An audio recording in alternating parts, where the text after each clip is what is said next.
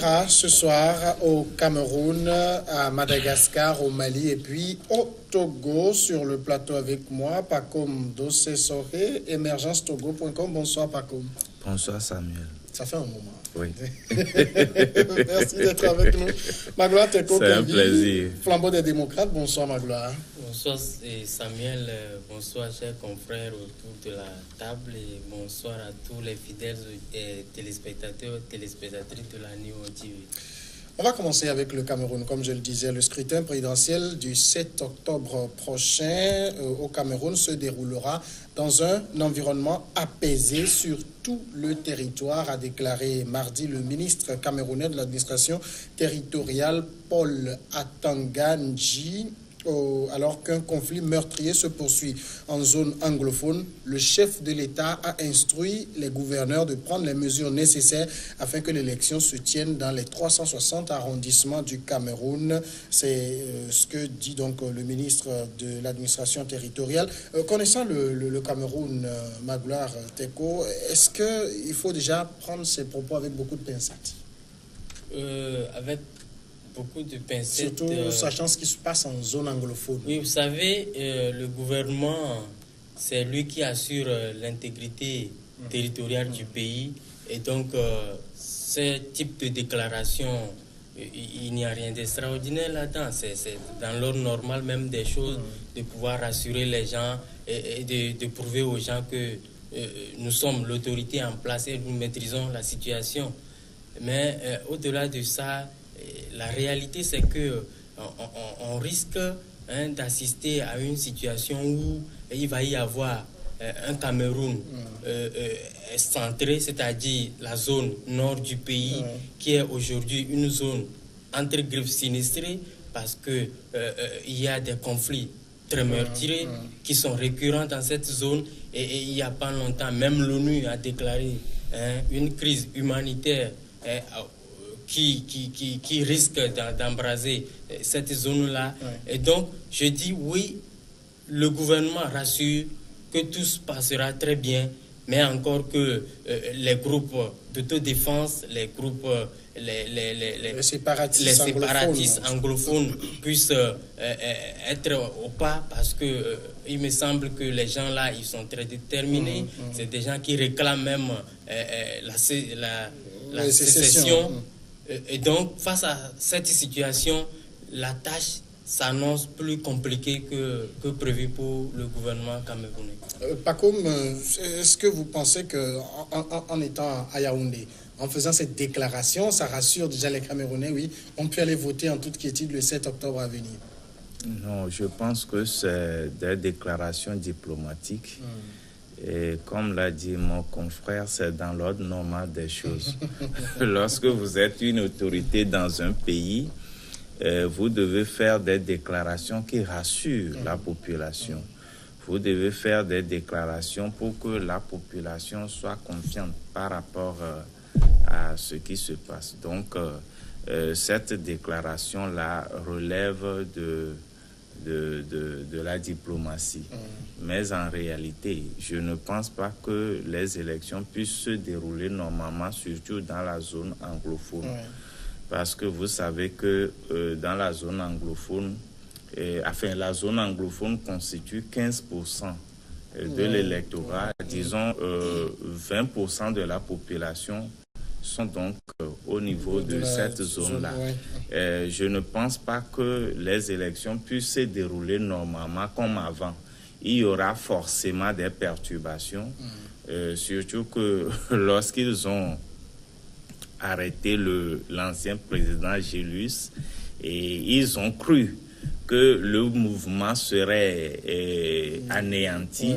Et puisqu'ils l'ont arrêté avec 46 personnes au niveau du Nigeria et ils les ont extradés vers le Cameroun, ils ont cru que le mouvement serait un peu étouffé. Mais contrairement à ça, le mouvement tient bon. Et je pense qu'à l'heure actuelle, on ne peut pas prétendre des élections apaisées dans cette zone. Alors, est-ce qu'on ne risque pas d'avoir, comme dans la situation du Mali, des élections simplement dans la partie francophone et se contenter de quelques petits bons déroulements dans quelques zones anglophones.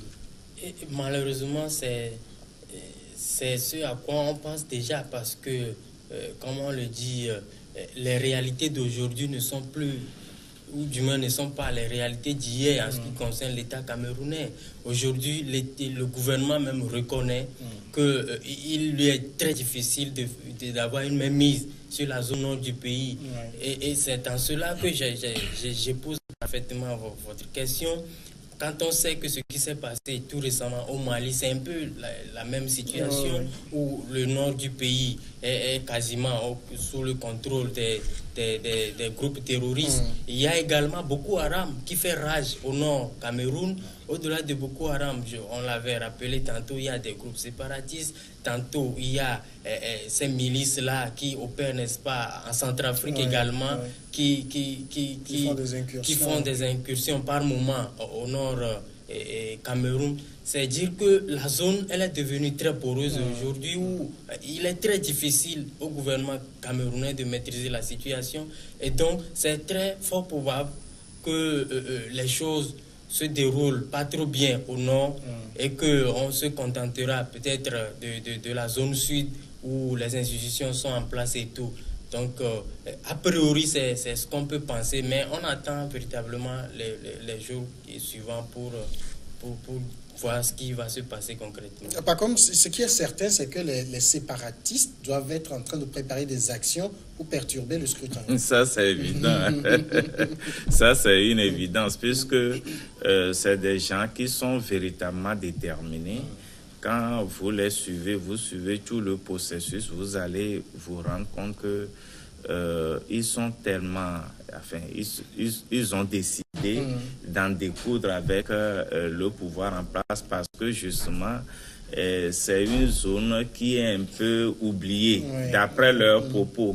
Donc, c'est une zone un peu oubliée. Donc, ils veulent essayer d'avoir leur indépendance. C'est pour cela même qu'ils ont donné le nom de cette zone, le nord-ouest et le sud-ouest de République d'Ambazonie. Voilà. Donc, je pense qu'ils ont déjà choisi le nom et que peut-être que dans les années à venir, on peut véritablement aller vers la séparation du Cameroun. Et bon, mais pour le moment, ils sont en train d'enclencher un processus. Il y a certainement, évidemment, des morts, des blessés, des arrestations, mais ils ne décolèrent pas. Je pense que c'est de bonne guerre lorsqu'on est oublié. Lorsqu'on est oublié, c'est de bonne guerre de mener ces genres de luttes. Et je souhaite vivement la paix au Cameroun, mais il faudrait que cela soit accompagné des actions. Parce qu'il ne suffit pas de dire que je veux la paix pour le pays et s'arrêter là. Il faut que le gouvernement accompagne cela par des actions. Lorsque une certaine catégorie de la population est oubliée, il est de bon aloi que cette catégorie-là soit beaucoup plus, soit en colère et contre le régime en place. Ça, c'est tout à fait normal. Il y a le ministre de l'administration qui dit que c'est une instruction présidentielle qui sera appliquée à la lettre. Alors, ça paraît assez ridicule dans la mesure où on sait que Paul Biya gouverne le Cameroun par contumace. Il est toujours à l'étranger. C'est une triste réalité. Et c'est là où moi je veux en venir véritablement parce que, vous savez, dans le jargon militaire, on dit que c'est le terrain qui guide l'action. Évidemment, les Camerounais du Nord se sentent marginalisés. Et c'est en cela qu'on ne comprend pas que le président Paul Biya, 85 ans, qui a fait 36 ans au pouvoir et qui se croit toujours l'homme de la situation. Vous imaginez?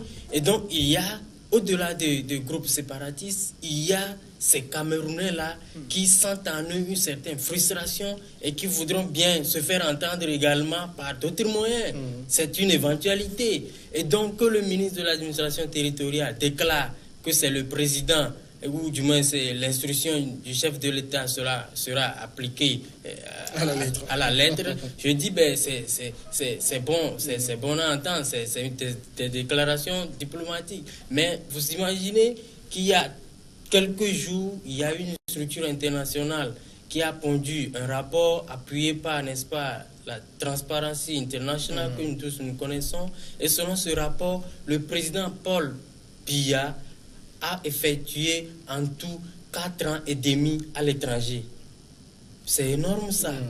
Et beaucoup disent qu'en réalité, le chef de l'État, il vient au pays en congé. Il passe le plus clair de son temps en Suisse. Et donc, beaucoup de Camerounais ne se retrouvent plus dans sa gouvernance. Et vous imaginez de janvier 2018 au mois de mai-juin, on n'a tenu qu'un seul conseil des ministres. Et c'est extraordinaire. Le conseil des ministres, c'est un événement. Voilà. Et donc, c'est dans cette situation-là, le président Paul Biya a également toujours ce courage-là de se présenter comme l'homme de la situation. Moi, ça m'étonne. Et je me demande si ce n'est pas l'Afrique, dans quelle démocratie on peut assister à ce genre de situation. Ce n'est pas bien. Hein. Vous savez, c'est là où moi j'apprécie, n'est-ce pas, les dernières démarches du président Ouattara de la Côte d'Ivoire. À un moment donné, il a dit qu'il est temps de transmettre le pouvoir à une nouvelle génération. Comment est-ce que, quand vous prenez un peu les grands politiques du président Paul Biya, on dit qu'on met la jeunesse au cœur du développement, mais vous êtes là, 36 ans au pouvoir, vous voulez faire encore un autre mandat de 7 ans. De 7 ans. Après, vous placez la jeunesse où? Jusqu'à quand la jeunesse va prendre le pouvoir? C'est des questionnements qui sont là. Alors, les groupes séparatistes, qui ont des velléités sécessionnistes au Cameroun, mais est-ce qu'ils n'en font pas aussi un peu trop? Parce que dans la mesure où on se rappelle, la rentrée des classes a été perturbée, des enseignants ont été enlevés, un a été tué, des élèves ont été enlevés. C'est quoi? Ils veulent instaurer un nouvel ordre, c'est ça? Lorsque la paix régnait au Cameroun et que les études allaient bien, l'éducation allait normalement, qu'est-ce qui s'est passé d'extraordinaire? C'est-à-dire que lorsqu'on veut avoir l'indépendance, lorsqu'on veut avoir la paix, c'est pour cela que quelqu'un avait dit, lorsque vous voulez avoir la paix, préparez-vous pour la guerre. Ça, c'est clair. Donc, on ne peut pas... C'est-à-dire que il y a certains pays en Afrique, et la paix qu'on observe, ce n'est pas une véritable paix. C'est une paix relative. C'est une paix de peur. Et donc, lorsqu'on est dans un pays et que, au cours d'un mandat, le président de la République a passé plus de 4 ans à l'étranger, vous croyez que c'est une république, ça? Vous croyez que c'est un gouvernement, ça? Mais c'est scandaleux. Lorsque je n'encourage pas les sécessionnistes à accentuer leur action, mais je dis que leur combat est légitime, leur frustration est légitime, parce que le Cameroun n'est pas un pays, la gouvernance au niveau du Cameroun n'est pas normale. Lorsque vous êtes des gens normaux dans un pays où la gouvernance n'est pas normale, il va de soi que vous cherchiez des voies et moyens pour pouvoir en découdre avec les tenants du pouvoir. Donc, je ne pense pas que les actions des sécessionnistes soient beaucoup plus... ils exagèrent dans leurs actions, mais je pense plutôt que c'est une frustration, somme toute, légitime.